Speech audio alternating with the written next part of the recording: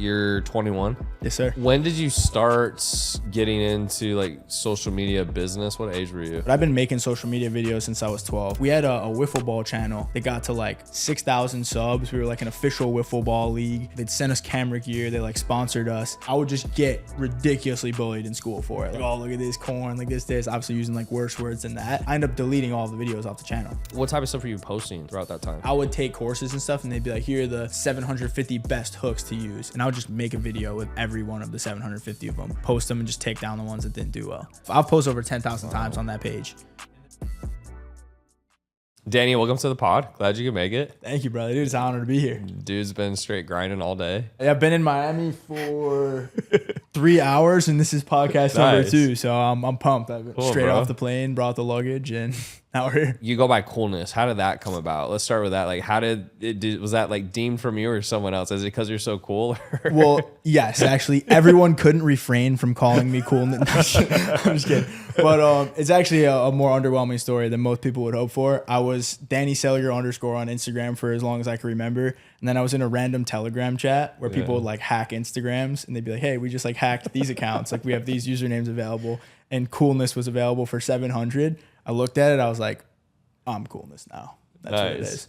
And then we've been like claiming on other platforms and stuff. So I have Coolness on TikTok too. But that was the best $700 I've ever spent. I want to start with probably the question that most people who are listening to this are going to ask. You're 21? Yes, sir. So you're 21. When did you start getting into like social media business? What age were you? Social media business, that's a good question. It was around like 17, 18, but I've been making social media videos since I was 12. Like I literally cannot remember a week of my life where I was like consciously living that I wasn't putting content out on social media. Did you have a goal in mind? Did you just want to be a content creator or what was the goal? I mean, the stuff we were doing, we were 12, 13, 14 was like, you familiar with Dude Perfect, the trick shot guys? Yeah. We were up next for Dude Perfect. Like we would go out in the neighborhood with the boys and just like do basketball trick shots, football trick shots. There was no goal in mind. Like you'd get out of school, knock on your boy's door and just be like, yo, we're about to go rip, like on my iPod, like let's go film. And that's what it was for the first couple of years. But I think that that's a big ode to content creation where it's like people want to just get a result. But the people who grow the most are the ones that are like doing it for fun at the core and like add a little bit of logic. Or they'll stick to it. Yeah. Hopefully, because I mean, that's what I'm banking on. Because otherwise,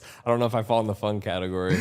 In terms of you starting social, do you think that's a generational thing? Because I was in the 90s, you're a 2000 baby, right? Yeah, 2002. So was that more common? Because when I was growing up, I don't even remember, honestly, hearing about Facebook till I was pretty much out of high school almost. No, dude, I was making content, getting absolutely cooked by my classmates for it, and my mom didn't even let me have like the social medias. I had to like jailbreak my iPhone and download Instagram so I could upload the videos and then go to school and just get fucking bullied left and right by like different people for like posting the videos. I actually learned a really good lesson from that when I was in school. We had a wiffle ball channel that got to like 6,000 subs. We were like an official wiffle ball league and they'd send us camera gear. They like sponsored us and I would just get ridiculously bullied in school for it. Like girls would walk by the lunch table, like friends would like pull up the social media, show the YouTube videos, like, oh, look at this corn, like this, obviously using like worse words than that. Yeah. And I ended up deleting all the videos off the channel.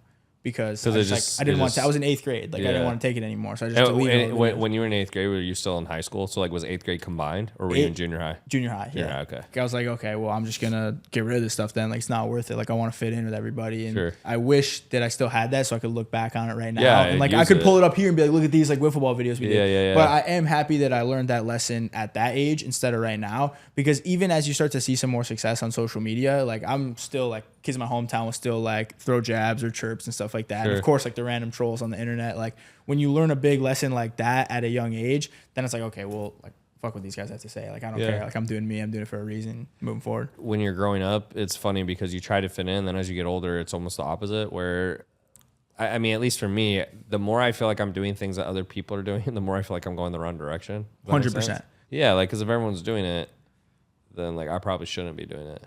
Right, because then I'm not going to get to where I want to go. Okay, so you started doing social media at a young age, no goal in mind. You were kind of doing trick shots and stuff like that. You get through high school. So for you, I mean, me in high school, I wanted to play in the NFL. So I think a lot of the reason I didn't start earlier in business is just because of that. So for you, I'm assuming sports wasn't like a big thing or something. So what was your goal in high school? Was it to go to college or what was kind of your like end in mind? Well, sports were huge. I played baseball all the way through high Oh, no school, shit. and I played D1 volleyball for 2 years. Oh, no way. So where did you live? I lived in Syracuse, New York, and went to school. Oh, okay, in, so that makes more sense, like yeah. up north. Yeah. Because like down in Texas, it's like Yeah, no volleyball there. okay, I mean, it was still like you play men's volleyball, but it's like it's a tough sport. Like it takes skill for sure. It's very easy to get kind of good at it, especially at a high school level, and then it's hard to get to like the next super level high and play level, like of course. where you're getting a scholarship and stuff for it.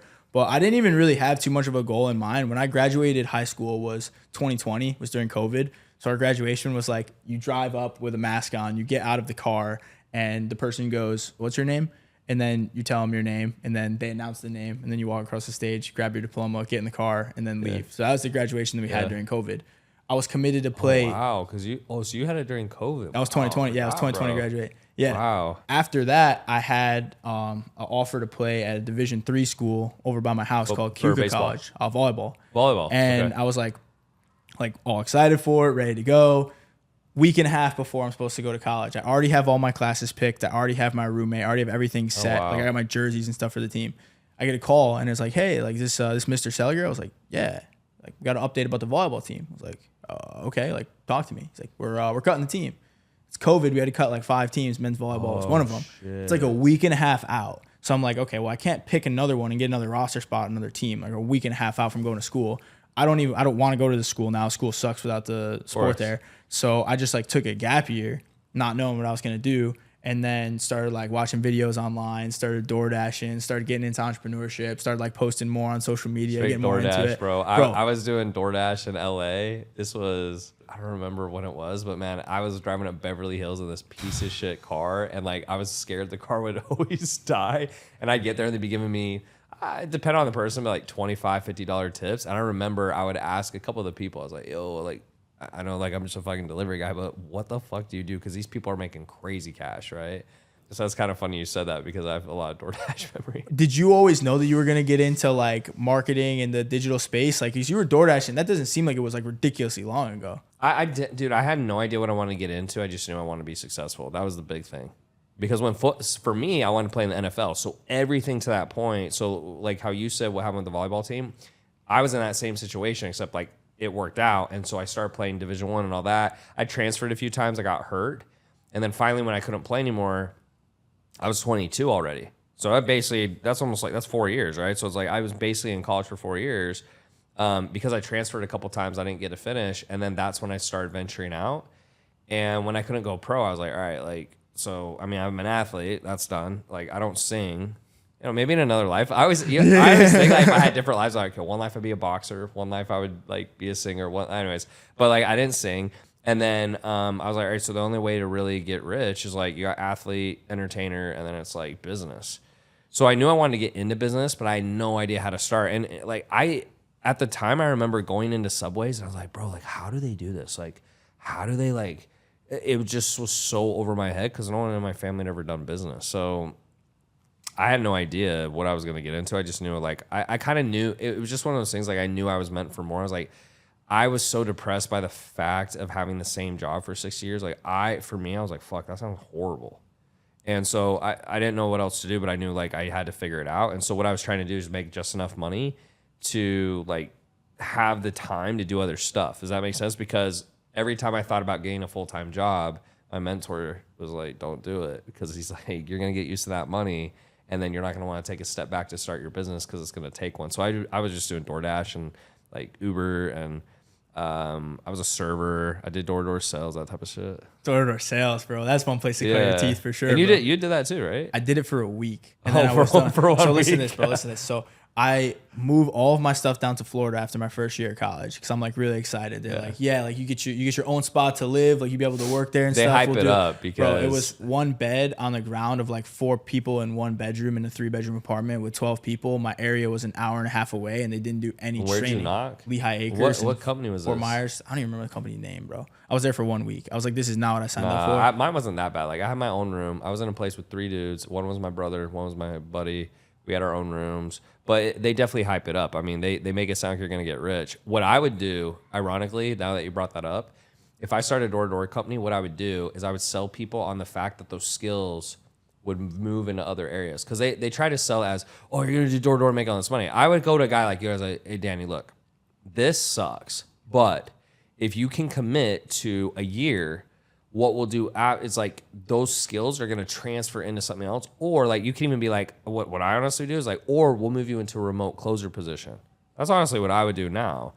Thinking about it. But what they do is they just sell you on the shitty dream, and then what happens is they get massive churn on the recruits. Like even for you were there for a week. I mean, there's some guys in ours who left after 2 days. I believe it, dude. Yeah. And I think I completely agree with what you're saying. Because if they would have told me it was gonna suck and I was gonna be like laying on the floor with 3 other dudes I don't know in why the they same don't do room, that. I would have still gone. I would have gone. Yeah, but And because like, I don't know why they don't do that, because then that's why so many people leave and they're like, you're full of shit. I didn't know that though. I'm just dumb. So, or I was hopeful, I guess. But after I stuck with it, and I'm glad I did, because that has really helped me be successful. But the way they pitch it and advertise it is stupid. They need to pitch it as, this is going to help you be successful later on. You're not going to do this forever. And that would appeal to more people than, yeah, you're going to sell door to door and make all this money. It's like, I mean, bro, like I made decent money. I think I was making, I want to say I was making like 5-7K a month, but like after the, my rent and all that other stuff, I was like, yeah, basically like still in the same spot, but I learned the skills. That'll teach you a bunch, off. Bro. Like confidence. Yeah. I mean, you're probably able to like approach women better after that too. Like knock on the door and just even like sales in general, because I didn't really, it wasn't like I was a bad speaker, but until you've learned, like I didn't understand how human psychology worked. That's the one thing now. So when I teach sales now, I'm like, oh, when he says that, he's lying. Like that doesn't, because he can't be telling the truth because of this and this. And like, you just see patterns, and then it just gets so easy to handle it. And I think a lot of clients I've had, the best ones are the ones who have a sales background or usually a corporate background, right? The ones who struggle have no sales background. So because think about it, when you start building a business, if you don't know how to sell, it's tough. Yeah. I would actually make more people do door-to-door sales, but I would just frame it that way, and I think more people would actually do it. And it'd be better for the door-to-door companies too, because they get churn either way. So I'm like, you're going to get the churn, but at least that way, like you're framing it as, hey, this is going to be money you can use in your next venture, or hey, this is going to be the skill that you can use to build your business, or hey, like if you can stick with this for a year, we'll actually help you get a job as a closer in another company that pays better and does all this other stuff. Like, because if you can do door-to-door sales, you can do anything. That was the hardest thing. I still think to this day that's the hardest thing I've ever done. I believe it. Like what was that transition from door to door into like an actual business? Like what was the first thing that you got to actually work, and like where you were like, oh, okay, like I'm doing good now? At first at 22, so I left, like I'm done with college, or I drop out the year left of to get my degree. I go to my mentor. My mentor teaches me like the stuff we've talked about, like ClickFunnels and like systems and all that. He teaches me that stuff, right? But I'm still not making money because that's not enough to make money. And so finally, like I'm about to turn 25. I'm like, all right, bro, like I'm literally in the same spot when I left college. Like I told my friends and my family like I was gonna be successful. Like I'm still not successful. I'm a loser.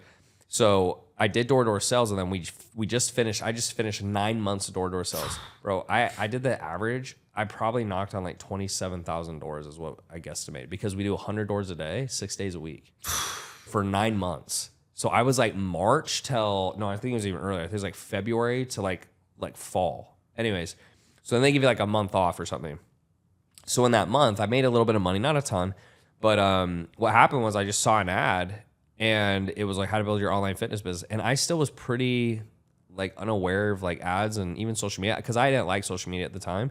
I remember when Instagram came out, my sister, she's like, yeah, this is Instagram. I was like, it's fucking stupid. Like this is the same thing as Facebook. And now we have like Twitter and TikTok, and like I still feel that way, but it's like you just gotta play the game. So I never really had social media, and I saw the ad, I clicked on it, I paid it was $5,000. I had $2,000 in my bank account. I paid $300 on a credit card. I didn't even have a credit card at 25. That was my first credit card, which is crazy. What happened is I got in and I started watching these videos, and it actually was funny because I got pissed off because the videos were like, all right, so like video number 1, like first thing is like, yeah, I'm like, bro, this is like, in my head, I'm like, this is a bunch of like rah bullshit, which I don't give a fuck about. I'm like, just tell me the juice. Yeah. So anyways, I messaged the coach. I'm like, listen, bro, like I didn't watch any other videos. I watched like 2 videos. Like, all right, fuck this. Like, just tell me what I need to do. And they also had like a Facebook group. So I see people posting. I'm like, all right, like what are they posting about? And the coach is like, look, like start messaging people, get them on a call, close.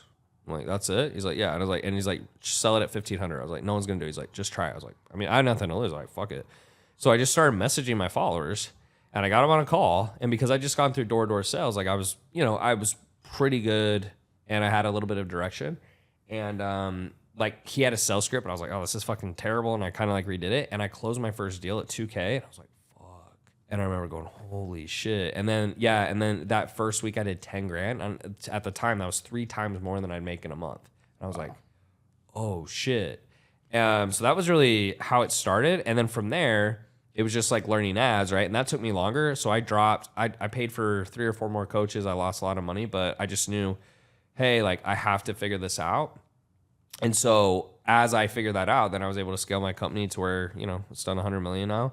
But that's how I started. And to this day, I still remember that moment. It was such a cool moment. And it was like a mix of relief and frustration because for 2 years, I was trying to sell like low ticket stuff. And I never reached out to anyone, not one time. And I just thought people would just buy in my bio. And then as soon as someone tells me that I make 10K, and I'm like, you'll be fucking kidding me. So you mean for 2 years, I was door-to-door sales, DoorDash. I was a server at Olive Garden, which, God, that sucks sometimes. Like all these unlimited breadsticks and stupid salad fuckers. And then I did that and it worked. And that was the most, it was like so, I was like it was such a relief to be like, holy fuck. Like I think the first thought was, wow, like I actually pushed through until it worked. And that's where a lot, I think, my confidence comes from in telling other people, because I didn't, at the time, I was like, I looked back and I was like, man, look at all this time I wasted. But then I didn't realize, I was like, okay, like if you hadn't done door-to-door sales, if you hadn't been a server, if you hadn't like gone to your mentor and learned all that stuff, because that stuff he taught me, it didn't help me then. But then once I started learning ads, I was like, oh, like then it came back in. So it was kind of a silver line, but I was super frustrated that I felt if someone had told me that 2 years ago, I would have been farther ahead. Right. And it's not like I was old, but I was 25 and I was like, fuck, like I could have been making money at 23. I think that the Instagram messages are such a big thing. Cause like that's where I made my first money too, was off of Instagram messaging, like 100 DMs a day. Like you send out 100 a day. Well, you even told me that's how you make most. I mean, you were selling in chats. Yours wasn't as high ticket, but for most no, I wasn't stuff, selling in but chat. You're just. Oh, I thought you were. No, I would get on the wait, phone every you did time. tell me that you still sold it over the phone, even though it was pretty cheap. 149 on average. Oh my God. Over the phone, but it was monthly. I couldn't do it. It was monthly, so you build a relationship with the person. True. You build a good relationship. I guess They're that's on a for little like, better. But even then, that's the crazy part for me is like I wouldn't get on the phone for that amount because it was so like I was like, bro, it's just not enough, and it's like too much of my time, which is crazy. Do you think that someone that just has like, whether you could like say quote unquote like ragtag offer that they're just putting together, can they just like get in the messages and be a warrior and like? Yeah, they can. The thing. So here's the truth though. The first thing is it shocks me how many grown adults will not send 100 messages a day. Like I'll look at their stuff and I'm like, how many did you send? They're like, oh, well, and I was like, how many did you send? Oh, I'm like, bro, it actually takes nothing other than effort to send 100 messages. The reason you do 100 is just to get enough volume because you suck. That's what they don't get. They're like, oh, why do I have to send somebody? It's like, because you suck, right? And they don't want to hear that. The second part I think that's crazy to me is how bad people are at actual conversation. But again, I have a door-to-door sales background, so I think part of me is like, okay, Tanner, like if you didn't have that, would you be as good? Answer is probably not. But I'll read the messages and I'm thinking, do you say those out loud to yourself in your head? And I think a lot of people happens is for some reason when they're on their cell phone, they don't think of it as if they're in person. The way I think is if I even used to do this when I started dating, is sometimes I would say something and the girls would get pissed off and I'm like, at this time I didn't know girls thought differently than guys. I'm like, wait, and I get so frustrated. So I would start trying to say stuff out loud before I say. So I'd actually say it out loud. I'd be like, da da da, and then like I pretend like I'm the girl. I'm like, okay, what would I say to that? And it's just crazy to me that it seems like some people don't do that, or they just can't do that because they'll say stuff that's so weird. And I'm thinking, like, you can't get someone to buy something if you say weird shit. Or you can't get someone to go on a date with you if you say weird shit. So for whatever reason, when dating, no one blinks an eye. But with sales, they're like, oh, like, I don't understand what's happening. It's like you're saying weird things. But to answer your question, yeah, I think if someone's willing to do the work, yeah. But a lot of people, I think what was hard, I don't know about for other people, but for me, what was hard in the beginning is I didn't know the numbers to shoot for. So now someone comes to me and they're listening to the podcast and I go, you know, Tanner, I'm starting a business. I'm doing cold DMs. What do I need? I'm like, okay, you send 100, get 10 to 20 people to respond. You need 2 to 5 calls booked. You close 1 to 2. So if they're not hitting those numbers, you know where to look. If you're not sending 100 messages, work harder. If you're not getting 10 to 20 to respond, send a better first message. If you're not getting 2 to 5 calls booked, like your messaging is weird. If you're not closing 1 to 2 sales, you don't know how to do sales calls. Like that was the part I never had. And that was what was frustrating, because in my head, I would always say, well, maybe I'm not doing it right. What most people say is, oh, this is wrong, but they just suck at it. Because it's only one of two things when stuff doesn't work. It's either the wrong strategy or they're not putting in the right effort. For me, ironically, what I came to realize is I was doing enough work. I just had the wrong strategy typically. But I didn't know that. So I'd always get I was like, man, like, okay, let me just do it again. Like, let me do it a second week. Let me do it a third week. I think most people, what happens though is they do it one time and they go, oh, this doesn't work, and they stop, not understanding that, no, it would work, but you're terrible, but they're not willing to work through that. Not willing to work through it, but also like it's always a tough look in the mirror too. Like when you are because you have to admit you suck, which is painful for most people, right? I mean, you hear me say this all the time, right? I mean, I'm like, yo, my content's fucking ass. Like, I need to get better. But I think part of it is like, I'm not trying to say that to put myself down, but part of it is like, yeah, like I need to get better and my stuff should be better and it's not. And I think if you can't admit that, it's kind of hard to take a step forward because it's like you're in denial. Absolutely. Right? Because if it's not working and you're not admitting that it's bad to some extent, how is it going to get better? Well, and and most things in life, you can grade it. So, you know, in business, I just look at it this way. I'm like, look, does he make more money than you? Yeah, okay, he's better than you, period. Like that, to me, that's easy. Because if he's not better than you, why is he making more money? Or if someone has a bigger social media, I'm like, go, or is yours bigger? No, okay, they're better than you. I just try to look at stuff that way, because what a lot of people get tied to is why they're better. It's like, oh, well, Danny, you know, he didn't have siblings. You don't have siblings, right? I got a younger brother. You have a younger brother. So like, oh, he didn't have as many siblings as Tanner. And like, I can look for any reason I want. Like, oh, like you know, if you had played at the, you know, volleyball at college, then maybe you wouldn't have started doing it. Or like, I mean, they'll just come up with some excuse, but it doesn't really matter. All that really matters is, okay, they're where you want to be or they're ahead of you. What can you learn from them? And then try to take away the positive. I think people get way too caught up in, oh, well, the reason that works for you is because of this. I'm like, who cares? Like, it doesn't matter though. Like, he's still beating you, right? It's like a race. Like, people are like, oh, he won by this much of a centimeter, millimeter. Like, no allows. He like won by literally like a hair. And it's like, but he won. And no one's going to remember that. All they're going to remember is like who won gold, right? Yeah. It's like the Super Bowl. It's like, no one's like, oh, yeah, back in 1964, the Chiefs lost on last place. Like, the Chiefs lost. So I think a lot of people get caught up in that. And I've tried not to get caught up in that, because I think a lot of times it comes from insecurity and jealousy. Like you're just jealous, and so you have to justify why they did well, because then it helps you feel better about why you suck. It's as simple as like scoreboard. Like he's got more money, he's got more followers. Scoreboard. Yeah.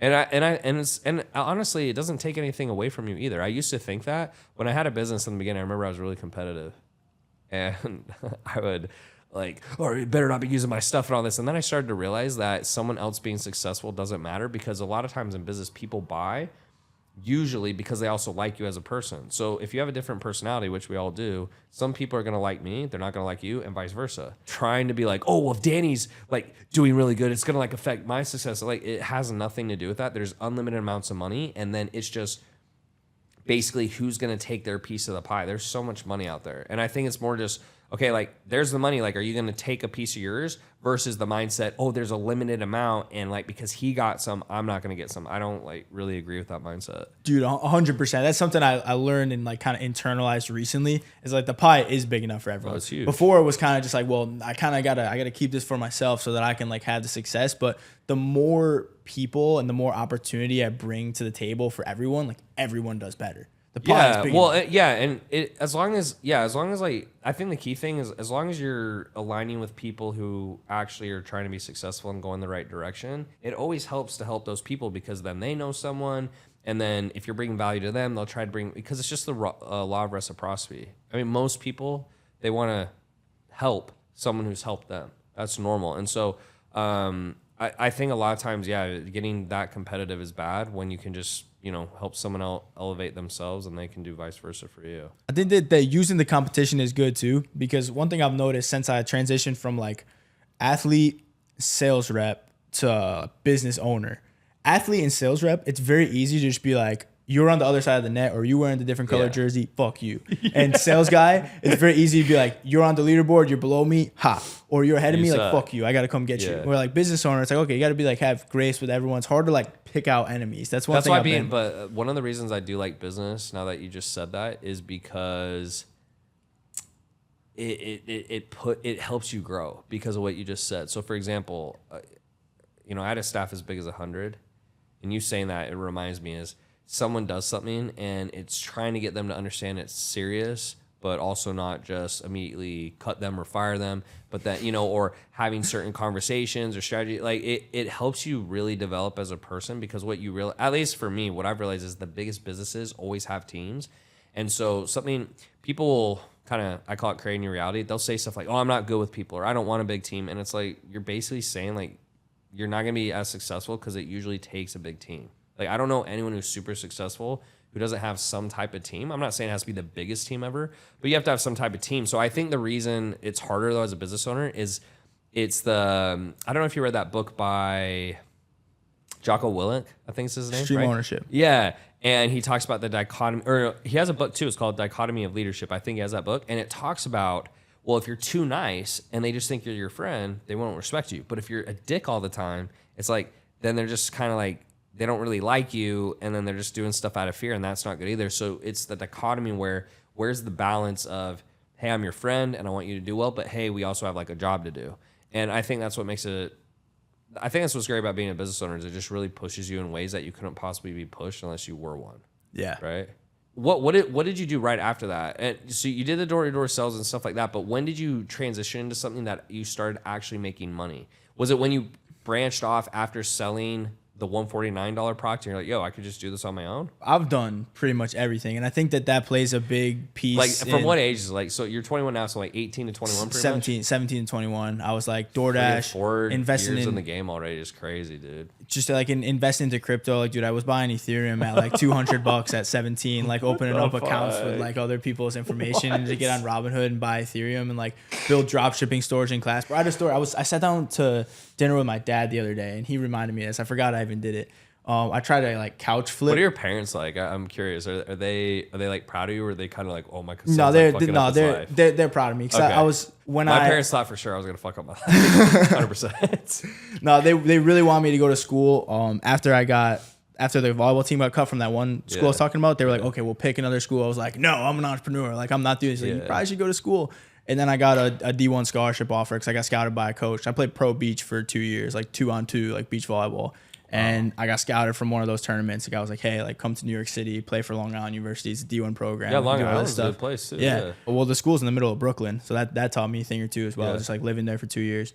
But then I went and I was basically Brooklyn's like more of a tougher attitude, right? Yeah, I was right in the downtown area too. It was like main stuff, like Barclays Center, Nets were playing on one side, 27 project buildings on the other side of the school. So it was interesting place to be. Like, it'll teach you a few things. But I went for 2 years, had a 4.0, made a freshman All-American list.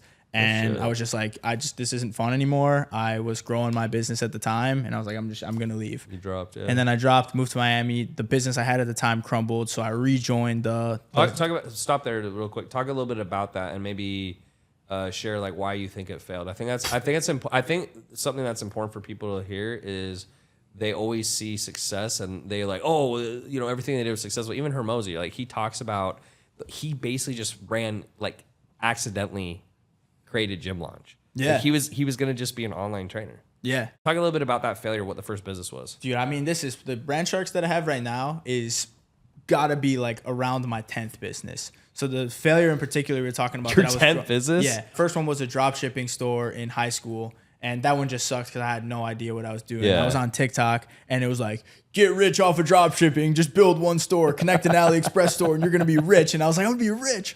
And then I built a store in high school. It's so funny in the beginning when you're so gullible that now it seems funny. But in the beginning, I was the same. I was like, build your online fitness business. I was like he's like, this is the only time you can pay. If you don't pay on the phone, I was like, oh, all right, I got it. Like, I was like, sweating. I was like, let me get my card. Like, it was so funny. Dude, I spent all of my money. So my first job was at Men's Warehouse with suits.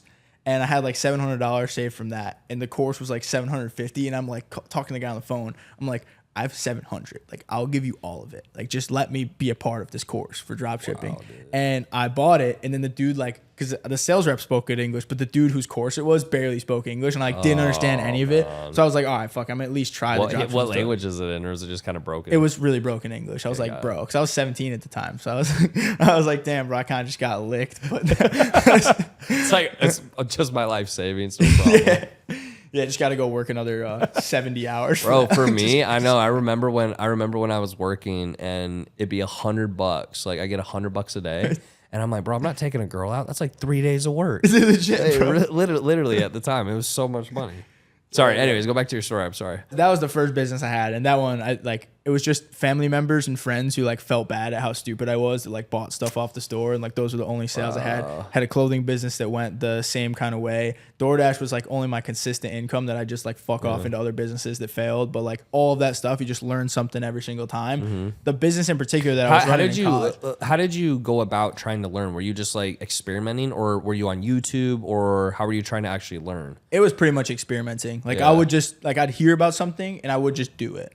And then I would fuck it up. That's such a key thing too. Is like I've learned that as well. Is people will just even I've fallen in this trap sometimes. Like because when you're not successful, it takes you a while to go. All right, like I got nothing to lose. Let's just do it. And then you start having success, and then the same thing happens. At least it has to me a few times where I go, oh, like, and then I just talk about something. I'm like, bro, why am I not doing it? And it's literally because, well, fuck, now I got this like big goose egg, and I don't want to like lose the egg. So it's funny how you have to constantly push yourself to be like, yo, like push, and I feel like not be afraid to do stuff. So that's a good trait. Yeah. So I mean, like if you can learn from those mistakes, dude, like if you're young and you have parents that you can like live at their house, and you're like, because a lot of my audience is like 15 to 20 year olds, so I'm talking to them all the time about like this kind of stuff. I'm like, you're living with your parents right now, like you should be fucking up every single business that you can, and like making note of what went wrong, and then just not doing it again. And working hard. I think for me, because I got bullied at a young age, I started going to the gym twice a day at like 12. And I know, bro, you should see some pictures when I was younger, because like I was like, everyone's going through puberty, no one's lifting besides me, so I look jacked. And I guess the funny part was that paid off later, because a lot of kids, if they're not doing sports or they're not doing something during school, like they kind of get to 18, they haven't really done shit. And I think if I had kids now and I could go back, that would what I really focus on. Like, I don't care what you do, but like you need to do something and like learn how to work hard and set a goal and put your mind to something. Like all those things are super valuable. Yeah, like interact with a team too. Yeah, in sports. Yeah, like, that's it. Yeah, like learn how to interact with a team, get bullied a little. Like in fact, getting bullied actually has made me a lot of money. At the time, I was really upset, but I look at it now. That was 100% of my insecurity and what pushed me to like not quit, because I didn't want to be a loser.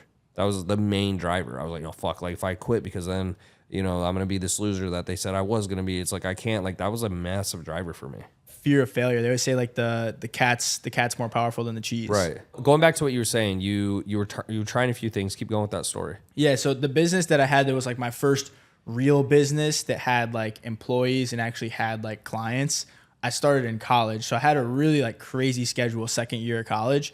We had practice from 5 to 9 a.m. every morning, which I honestly liked, because it wasn't like what sport, volleyball? Volleyball, yeah. 5 to 9? It was great. Well, it was like 6 to 9. But you had to be there at 5 to like warm up, and if you were there past 5, like whole team was running type of thing. So I was up like 4:30 every morning, and that's something I take with me to this. I was like, dude, I was waking up at 4:30 every morning during college.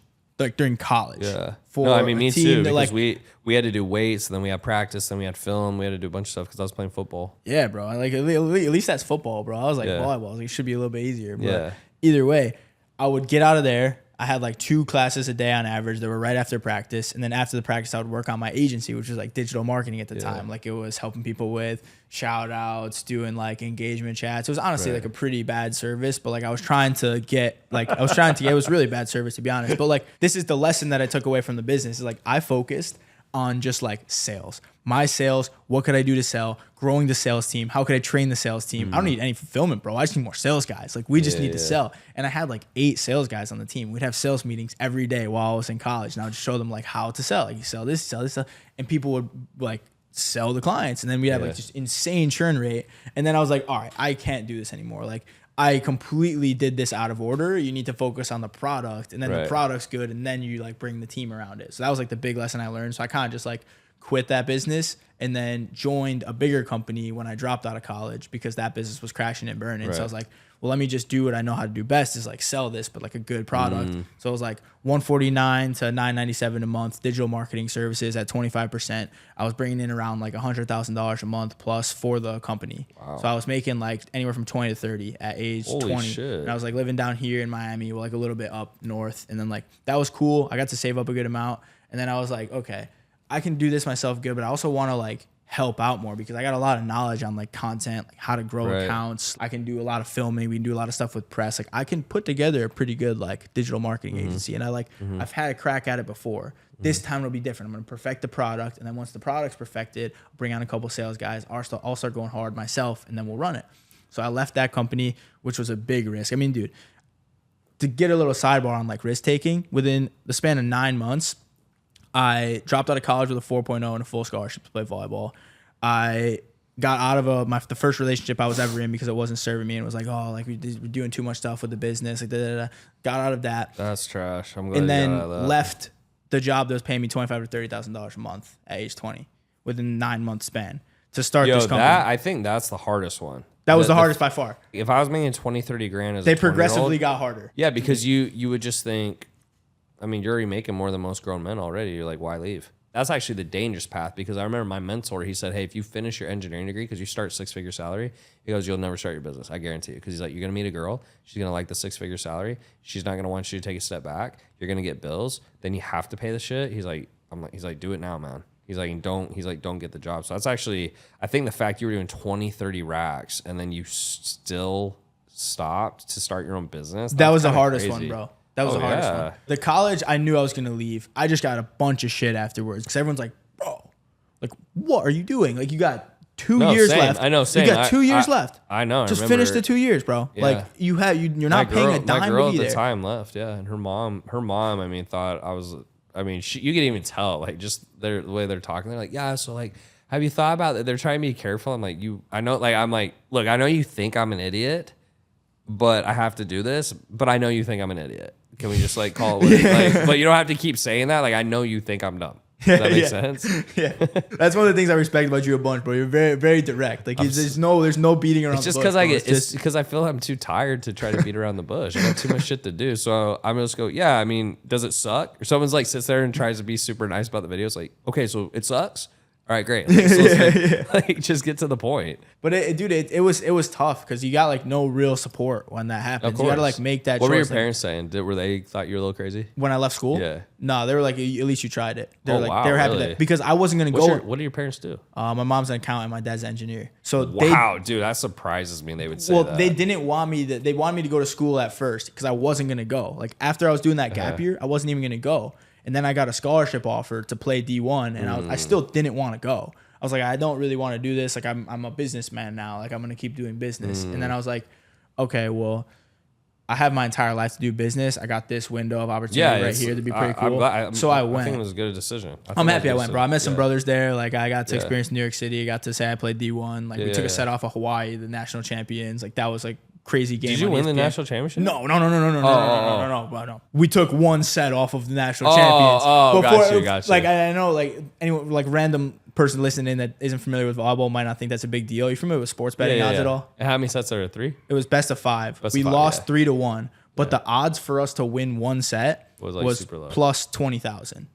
So it's 10 to win $2,000. Wow. Was our odds. And what does each set go to? Like what's 25. So it's a game. Yeah, it was a real yeah. So it was like we got to do a bunch of cool stuff. So I'm happy I went. But my parents, they were just like, okay, well, like at least you tried it and you know that it's not for you. And like my mom's accountant, she was seeing like what I was making and stuff. She's doing my tax statement. She's like, you're fine. Like she's like, you're good, son. Yeah, all right, keep bringing it in. Yeah. And then leaving the job was the hardest one. Yeah. Because I remember like you're like, okay, like you ready to make no money now?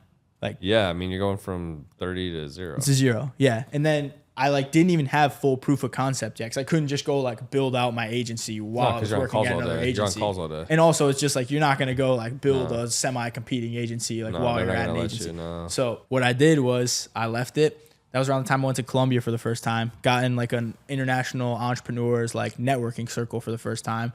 provided a bunch of services for people for free just to get feedback and testimonials. And then they ended up introducing me to more people who introduced me to more people who were clients. And then we had a good client base and we just built the business from there.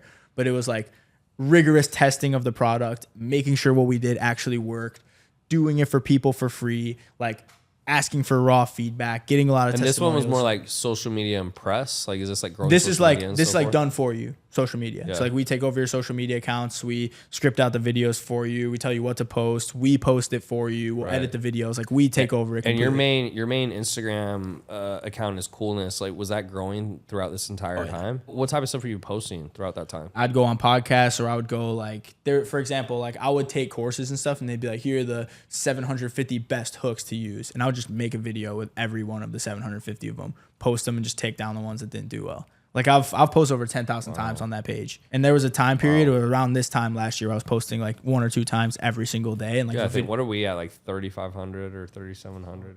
Yeah, people will go to my Even page at and 10,000. people will go to my page and see like 100 posts on there, but they don't see like all of the posts that got deleted. Yeah, of course. Because like if you were to go back enough, you'd see 12-year-olds basketball. I think the key thing that I'm taking away, and I think hopefully other people who are listening, it always goes back to the same stuff. Everyone I talk to is successful. It goes back. I mean, everyone starts at zero at some point. They don't know anything. They suck. They go through some hard stuff. They keep going. They figure it out. I mean, I don't know. I just think a lot of people, they just don't want to feel uncomfortable for extended periods of time. And to be frank, I think those 2 years, I don't know about you, but the 2 hardest years for me was 22. It was like 23 to 25 when I made $2,000 and I was working 16 hours a day and I was making literally no money for my business. And I didn't know why. And I didn't know what else to do. Like, you're hopeless. But I stuck with it, and I'm glad I did. I tell people, I said the difference in opportunity cost would have been about $99.4 million. Because you do the 100 million, then you take 100,000 a year salary. $99.4 million if I'd been an engineer and I hadn't stuck with it. Isn't that crazy? All that for the short-term comfort. Right. That's what it is. It's like... Right. Or like the unknown, fear of the unknown, right? But I something that's really helped me as I've gotten older too, is every time I get scared to make a decision, I always go, I just think, when I die, what am I going to care about? And it's not, you're not going to care if you fail. You'll care if you didn't try. Because like volleyball, because you did try and you did it, you're like, okay, cool. Like, I left, I'm good. But if you hadn't, in the back of your head, you're always going to go, what if I, exactly. And that's where most people have regret, because they just didn't even try. Yeah, that's what I try to get through to my audience so much, like the younger guys, where like they'll view someone like me as an older brother. Like, I'll go on podcasts and I get a lot of like, oh, you're 21 doing this. The people that watch my stuff predominantly are like I'm like the older one. I'm trying to tell them, like, get it out now. Like, do all the stuff now. That's like, so funny. just, like, You're the old one, 21 years old. Yeah. I'm like, bro, like take the risk, buy the plane ticket. Like, it doesn't fucking matter. Yeah, like, you go back to zero. It's fine. I've gone back to zero plenty of times. And as long as, even if you're homeless, like, it's not that bad. You're still alive. It sucks. Don't get me wrong. I'm not saying it would be a fun situation, but a lot of people were sitting here going, "Oh my gosh, what?" And it's like, yeah, like, you're still fine. You'll still be breathing. You're good. And honestly, if you're trying to improve your life, what I've noticed at least, and I can say this to young guys if you're worried about it, is if people see you're trying, they're more willing to help you.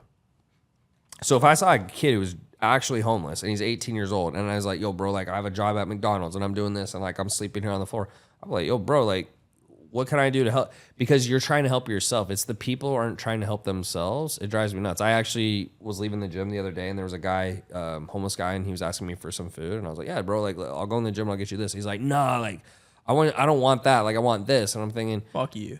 Yeah, I'm just saying, like, bro, like, I got to be somewhere. Like, I just offer you to get this, but you want me to basically drive you somewhere. I'm like, no. It's like, because you don't, and then it makes me not want to do it because you're not even willing to kind of like help yourself. It's like, I just offer you something. You don't even want to take that as help, and you want me to give you something else. And I think a lot of people, if they see effort, at least for me, everyone respects the person who tries hard. Like, everyone respects that guy. Even if you suck, it's like, dude, this kid like tries hard. I've said that a few times about people. And those are the people I want to help. I don't want to help people who I feel they're not trying. It's like, oh yeah, you're not even trying. It's like, yeah, okay, like, let me put all my time and energy in this kid. Exactly. It's like the classic Kobe story where he's like not the best and he just practices 3 times per day. Yeah. And then like he catches up to the people who are better than him, and then like they realize that he's getting better, but then he's still doing 3 per day every single day, and you literally just can't catch him. Yeah. Because you're just doing more. Yeah, you're just becoming unstoppable. Dude, that's the biggest thing I've learned in the last, I think, safe to say, like 2 months. Because I've gotten to get close with some pretty high level guys. And what I noticed from them, like even like guys like you, guys like Andy Elliott, I got to interview one of the guys that's like really close with the Tates. And they all just like work so hard all the time. Like they literally just do more. There's nothing that is special. Yeah. They're waking up earlier. They're saying no to more things. They're studying. It's what they're not doing. Yeah. It's the stuff they're not doing, so they have more impulse control. So they might, for example, I'm not saying you can't do these things, but let's say maybe they party less or they go out less or whatever.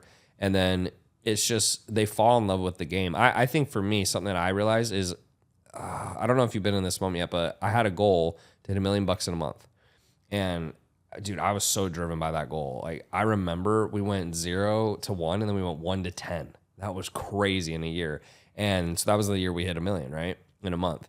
And that was, I don't know why that was a driving force. Just in my head, I was like, if I hit that number, like I'm the man. Like, dude, I have that literally right now. Like that's what I'm going for. Yeah, $1 million a month. That's my main goal. Yeah, $1 million a month. So I hit $1 million in a month. I hit $1 million in a month, and I had this big party. And this was before I met Thanasi or really anyone. And I had a couple people come over, and it was cool. But then the next day, like the party ends, everyone's gone. Some people like left shit open, and like my place was a little trash. I was like sitting there going, like man, like.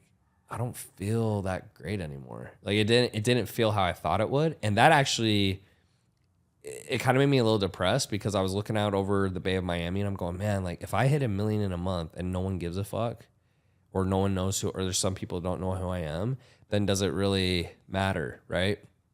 I think for me, what helped is eventually I got to a point where one of my buddies, he just said, well, I mean, bro, like, does there have to be a point? Like, you know, does there have to be this like purpose behind your work? He's like, what if you just like it? And I did get to a point where I realized when I don't work, I had to go through it, but I would travel the world for 6 months. I realized I was like, fuck, when I don't work, I don't feel nearly as good. And I think we're meant to work. And so then I fell in love with actually just on a daily basis, like, all right, being my best, like doing this, doing that. And we all want breaks. Like, for example, I mean, if you're on a diet, you know, you want to have cheesecake a few times and that's fine. I think we're all like that. But I think consistently, like 90+% of the time, I enjoy the work. And those are the people who are the most successful because if you enjoy it, you'll do it longer. You know what I mean? Like, it just makes sense. It's like, hey, if you enjoy walking, you'll do it every day versus someone like, I hate walking. I hate this. Like, you're going to beat that person just simply because you're going to do it longer. And I agree with you. Most people, it's like as long as you're actually doing the work and you're trying, even if you make the wrong decisions, because you keep trying and you never stop, you're just that little persistent like mosquito, you eventually come to the right conclusion. It's just how fast you're going to get there, right? And then a lot of times in hindsight, when you look back, you can be a little upset it took you so long, but then you go, oh, and it's like, that's why that happened. Or like, oh, that's the silver lining. There's always like good stuff you can pull out of trying. Like, I just think a lot of people, they get to a point where they stop. And so I've been in business 6 years and I've had a few times where I'm like, fuck, like maybe I should stop. Like I've made enough. Like I don't need, but I think it's the people like, you know, who can go for 7 and 8 and 9 and then just get smaller and smaller and smaller and smaller. And then like you see the people who are at the very top, a lot of times they've just done it longer and longer and longer than other people. Yeah. I feel like you got to like it to some extent too, because like business at its core, like, and I love what I do every single day. And I say what I'm about to say comes from a point of love. Like, this shit sucks sometimes. Like, you wake up and get punched in the mouth over and over and over again, like on a daily basis. So you have to like it to some extent because you're going to lose every single time to someone who doesn't, like, to someone who actually likes it. Like, enjoy getting punched in the mouth, like Rocky Balboa shit. Like, you just get a piece of iron. If it wasn't hard, it wouldn't be rewarding. So I always remember, whenever I'm going through a difficult time in the business, I always remind myself, if it was always easy and it was always straightforward and I never had a hiccup and everything went perfectly, it wouldn't make it fun because it wouldn't be hard. And if it's not hard, it doesn't mean anything, right? So I think sometimes that's always good for me too, is just remembering when stuff is not maybe going my way, is that the reason it means something is by its definition, it's hard, because everything that people value, that's why they value it, because if it wasn't hard, no one would value it. Yeah. So I always like have to remind myself of that, because if it's just given to you, then you don't value it. And then if you don't value it, it doesn't mean anything. If it doesn't mean anything, then why are you doing it? So it always kind of comes full circle that way. So since that kind of gives us a scope of what you're doing, you started your agency again, you're still going with that. you're 21, so you don't have as much life experience. So I can't really be like, yeah, what did you do in your 30s and 40s? Because you just haven't done it yet. So I'm more curious, where do you kind of see yourself going in the future? Like, where do you want to go? Yeah, well, I mean, there's a couple of goals that I have. One of them is to visit every country in the world. I do want to see like what's good. Actually, every country. Yeah, and like end with North Korea. Like even the crazy ones. Yeah, like end with like North Korea and just be like the American that goes back in there. But that's like, I feel like it's one of the things you just like get super rich first. How many countries are like 160? 193, I think, or 189 or something around there. We're gonna be visiting at least a couple a year if you're gonna. Oh yeah, yeah. But like you go on like, well, dude, I've been to I think like 12 this year. Oh no shit. Yeah. So I really like getting culture. Yeah, and I stuff think like you got to do at least what 1-3 a year probably if you're guesstimating. I probably do all of them over the course of like a couple of years. Like just pick the time where you're just like, oh, I'm doing all of it right now. Wow. And then a just lot, man. Go stay for longer in the places. I mean, I don't even think you can get into every country though, can you? You gotta get all their passports, bro. Why do you think I'm trying to go to Spain? Yeah, I do not have enough knowledge in this subject at all to be talking about this. Okay, so but you want to travel the world. But like in terms of business, like I have such a passion for business. I want to have like a big fund and like a holding company that just has a bunch of different businesses that just like I had a hand in growing, and like you place people into them and all the companies just do good, and like you have like the passive income in a like big holding company. That's where I see it at like 26, 27 years old, is having something like pretty solid like that. So kind of like private equity, so to speak, and you have like equity in these different businesses? Or do you want to own all the businesses and create them? I don't know logistically what that looks like 100%, but ideally you want to own them. But if that's like not how it goes. Well, it just depends. I think if like your mission is kind of like what you see Hermosi doing, I don't think you can own... like the only way you can really own multiple companies is you have to have CEOs over all those companies. And then you have to think, okay, are you going to go out and find and hire those CEOs? And then keep in mind, they got to be paid really well. So then the companies are going to be generating money. So typically you're going to see people that they're going to find, let's say if I was buying a company, I'm going to find a guy like you who already has a company and it's doing X amount. And then I'm going to take a percentage. Like for example, I just invested 400 grand into a tech company that's still in the early phases, 18% equity. But the reason I think I did that is, I mean, first thing I'm going, okay, what's the chance I don't make my investment back? I mean, I have to do pretty fucking terrible, right? So I'm like, okay, so that's off the table. It's like, okay, then what's the upside? The upside could be really high because tech companies could have a 10x multiple. So then I sit there and go, okay, if this company does, let's say they do $1 million a year, they get sell for 10 million, and I invested 400 grand, and I get 18%. That's $2 million. That's a 5x return on my money. All right, that's probably like the floor. Yeah, that's like, and it could be way higher, right? So I think that would be the way for you to do it, because even Hermosi, like he can't. Yeah, they help, but they're still minority owners, and the reason is like end of the day, if you're the majority owner, you're like it's just I think it'd be too much. Cardone, like Grant Cardone, the way he does it, he does own a majority of those companies, but then what he does is he basically built his brand to such a level that he would bring someone in and he's like, hey, look, like I'll do the marketing for it. Like I'll use my brand and my image, and then you run the whole company, right? So Brandon Dawson, I don't know if you... Yeah, Brandon Dawson, Gary Brecka. Right. So that's exactly the partnership. And I don't know what the split is, but if you still think about it, he's not running the company. And I think that's the only way to do it. So regardless of like if you're majority or minority owner, like if you were like in full control, like that would just, in my opinion, be way too much on your plate. So you'd have to start looking for opportunities. And I think the key thing too for you would be, don't just take any business. Because for me, when I started, I used to take every portfolio company that wanted in. And then I started realizing the reason they wanted in is they wanted me to do the work. I was like, but that doesn't work. Defeats the purpose. It doesn't work. So you have to pick really good offers and then really good CEOs. Really good offers, really good CEOs. Because if they're not capable, it's not going to work. And so like two of my portfolios right now, super capable CEO, fucking loves it, great offer. And then the one I just invested in, the same thing. And then I shut down all the other ones because it was either a bad offer or they're like, oh, like we want you to do this and this. I'm like, bro, like I'm only making like, if I only have 20% equity or 30%, like I can't run the whole fucking company for you. It makes no sense, right? So anyways, that's just food for thought, but that's probably what you're going to have to do. But because you have a pretty big brand, like I think it could be easier for you to find those people. And if you can leverage what you have, so like for Mosey and Grant Cardone, what you're seeing, like they're like, hey, you can leverage my marketing. That's an easier thing to leverage than, all right, let me like build your whole sales team and do all your tech and all your operations. So you could definitely do it. I just think it's being smart about the companies you go with and then also what the upside is, right? Because it is going to take some time and effort, but I mean, yeah, you can get big that way. And for guys that are doing pretty well in like the agency space, like they have a business that does all right, like what at what point do you see that transition starting to happen? Does it have to do with automation of the business or money? Yeah, well, I think that's a great question.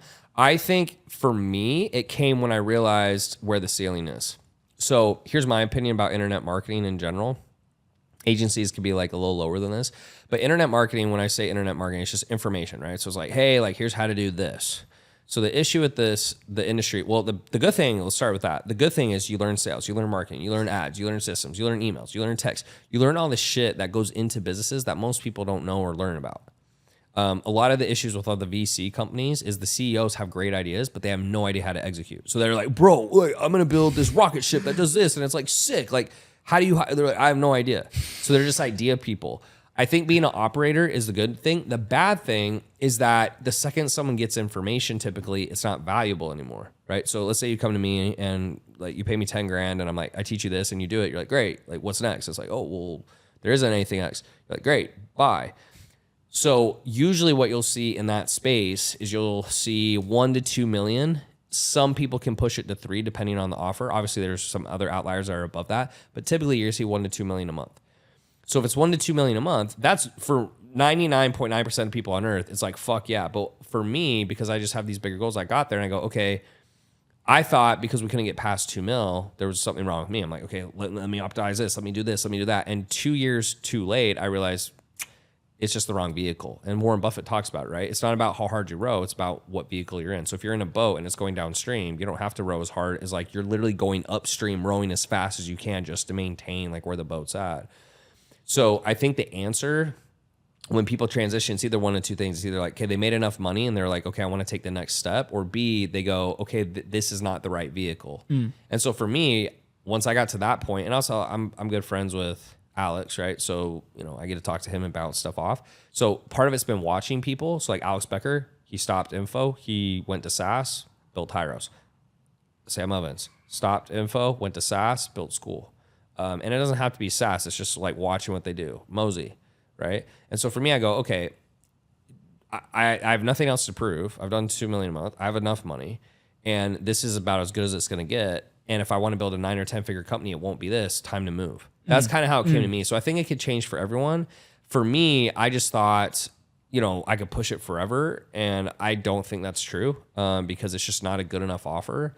And so at that point, I realized I have to start moving to other vehicles. So now, like, I have basically 2 tech companies. One is like fintech. So it's technically a financial service, but it's like fintech. And then the other one is actual tech for trainers. And I'm closing the deal right now. We're just getting like all the documents and stuff tightened up. So I don't want to say who it is yet. But that to me is like the better vehicle because if you go to like, you remember $100 million offers? Yeah. Alex was the first person that actually described it in a way. And I was like, oh, I'm already doing that. Just no one had explained it that way. And so if you think about tech, the reason it does so well, it's instant results and there's no effort, right? So a lot of the biggest businesses on earth, they focus on instant results, no effort. Why can't that work in internet marketing or agency? Because they have to do some work. And I've talked to you about that. Yeah. Because at the end of the day, even if you're doing done for you work, you do their content, who do they blame if it doesn't go well? You, right? It's not like, oh, well, like, I mean, I don't suck on camera. Or like, oh, it's not my fault. It's like, it's literally all your team's fault, right? You don't get as many guys like me who are like, all right, yeah, like Danny gave us good advice. Like, I suck. It's the opposite where they go, oh, well, Danny's team obviously sucks. Like, I'm amazing at content. And like, I'm perfect looking and all these things. And so by default, you have to try to build a business that works for an idiot. And so if there's any way for someone to mess it up, the business will have scaling issues because when it messes up, even if it's not your fault, they will tell people it's your fault. And so then that kind of gives you that like negative word of mouth that you never really see that's pushing against the business versus like Uber Eats. It's really hard for anyone to say something bad about Uber Eats. Like even if the order goes wrong, it's not actually Uber Eats' fault. It's the idiot who dropped it off, right? Yeah. So it's a win. It's like, oh, this is great. Like every time you order, it comes on time. It comes, you know. So hopefully I answered your question, but I think the goal for you right now is it's a win-win either way because if you make a bunch of money, great. If you don't make a bunch of money, you learn the skills. But I think once you feel like, hey, I've learned everything I need to know here, if you have bigger goals, some people don't. Some people are like, bro, like they're like, Tanner, you're fucking crazy. Like if I was making, you know, take home 1 million a month or whatever the number, like I'm good, bro. Like that's enough for me. I just have these big goals and I like to push. So once I realize I've learned pretty much everything I feel I need to know in this arena, like there's nothing I see now that wow, like a new split test, or like, whoa, that lead magnet. There's nothing, there's stuff where I see like, wow, that's a great idea, but that's just testing and that's just ideas. It's not really a new thing to learn. So for me, I said, okay, if I'm going to build a company that hits 9 or 10 figures, I started like, can I do it in this vehicle? No, get out. And so I got out, right? And so I think the key for you is just deciding like when you're no longer either like you don't care about any more money. You're like, hey, like I don't know, I don't really need more. Or B, you want to get in the other vehicle. The only other way, like you said, is you can like kind of maintain it. But remember, like it's easier said than done because then you have to replace yourself as CEO. And then maybe sometimes when you pull out, especially in internet marketing, like if I pull out of my businesses, it didn't go that well. And it was an issue. It was a mix of between people were like, oh, Tanner's not around anymore. Bye. And then number 2 is who I put in charge. Sometimes people don't know what they don't know, even if they have good intentions, right? So, you might put me in front of your content division, but like, I don't really know what the fuck I'm doing. So even though it's like, yeah, Tanner's like so successful at all, it's like, yeah, but bro, like I have no idea how to fucking run your content team. Like, I don't know. I'm like, yeah, guys, like great video, bad video. That's all I would know how to do. So anyways, that was a long answer. But I think for you, you should just either A, I'm here to learn as much as I can because I think you can learn the most in internet marketing and apply it to other businesses. Or B, you get to like a certain number and then you're like, cool, I want to do bigger stuff. And then you step aside. Because like what Becker did and what Sam Ovens both did is they had enough money. So like they just literally stopped. And looking back now, I wish I had done that. I wish that 2 years ago I just like had a bigger pair and I just like, I'm done and stopped because I have enough money.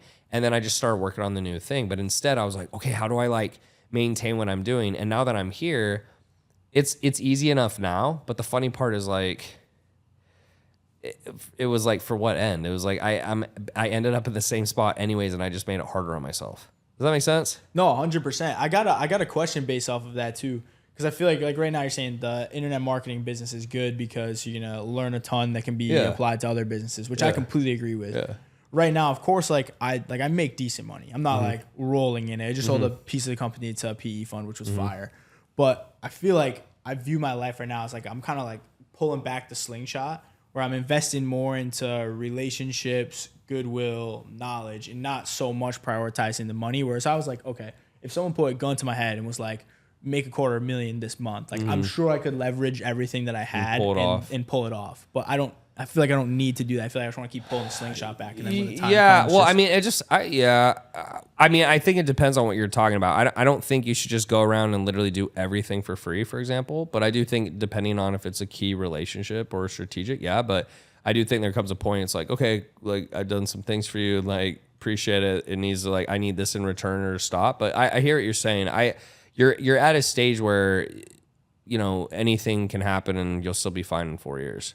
But I just think it's making sure like you're progressing each and every day. I wouldn't just casually go around, for example, and doing free stuff for everyone. No, but if it's like here and there and like you're like, hey, because I do that sometimes. Like, hey, look, instead of we sell this guy for a quick $10,000, let me do this thing, and hopefully later I can get a favor down the road or something. But I think it's just having a little bit of foresight, like looking into it. Like for example, there's certain guys like I'm not gonna like ever try to charge. I'm just like, yo, would you need this thing? And I just give it to them because it just builds goodwill. And then maybe down the road, if I need something, then they're willing to reciprocate on what I've asked for.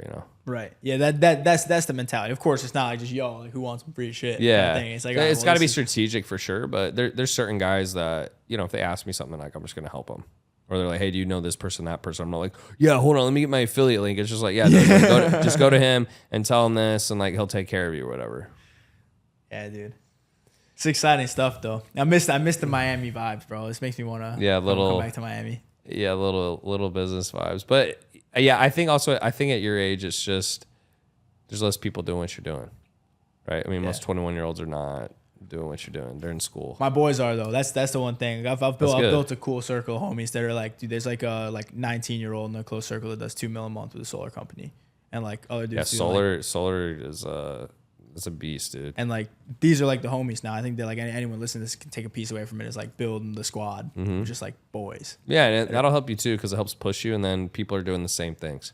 It's really important. They say it's the average of the 5 people you're around because as they're doing stuff, you just naturally gravitate to doing what those people do. That's also why it goes inversely, where if people are doing the opposite, you can get pulled into that as well. So yeah, I think you're on a good path. You talked a little about what your future is. If people want to find out more about you or look you up, like where's the best places they can connect, find out more about your services, learn more about you, that type of thing. At Coolness on Instagram. I'm in there. I got a team in there. That's the one spot. Shoot me a DM. Check out some of the content. That's where we are. COOLNESS. Exactly how it sounds. Well, Danny, thanks for coming on. Thanks for being so cool about it, and appreciate all your help. And guys, we'll see you in the next episode. Appreciate you, brother. It's been an honor. Yeah, thanks, man.